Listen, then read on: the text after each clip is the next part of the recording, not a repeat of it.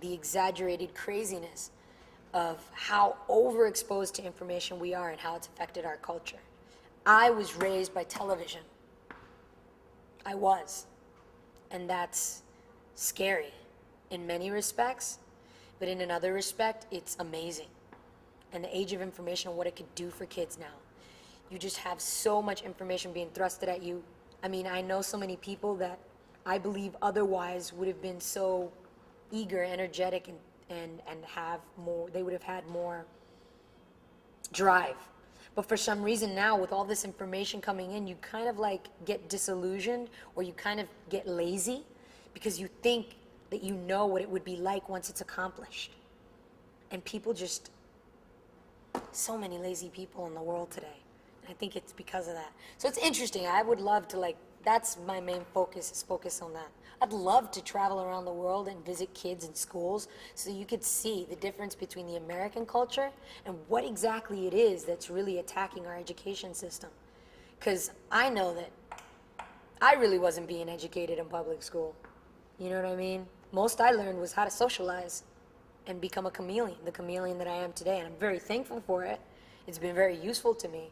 But most kids from, you know, Spanish backgrounds and, you know, who come from troubled backgrounds or whatnot, of just being young and poor, you know, grow up in these systems and they're just like lost.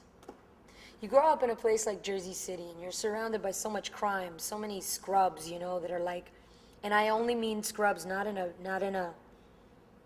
I don't want to be judgmental, but there are a lot of really mean, slimy people out there.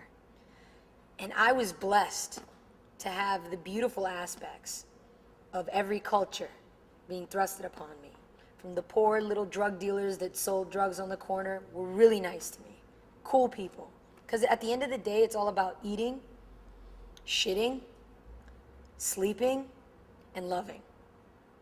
And, you know, growing up with that influence, I was just,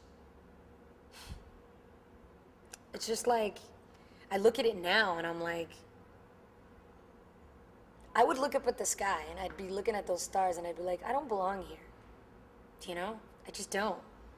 Do something about it, universe. Do something about it, God.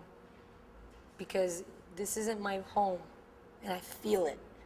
And now I realize that that entropy that I feel, that uneasiness, is natural. That's life, man. You shouldn't feel comfortable anywhere, doing anything, because life is about constantly experiencing things, constantly becoming scared, constantly, you know, not knowing what's going to happen the next day. That is, to me, the epitome of life. And to be here today, sitting with you guys, like, that just says it. You know, that says it, that, you know what? When you do get that feeling inside your stomach that tells you, and is crying and it's saying you don't belong here, do everything in your human willpower to make that happen, to get out. That's powerful.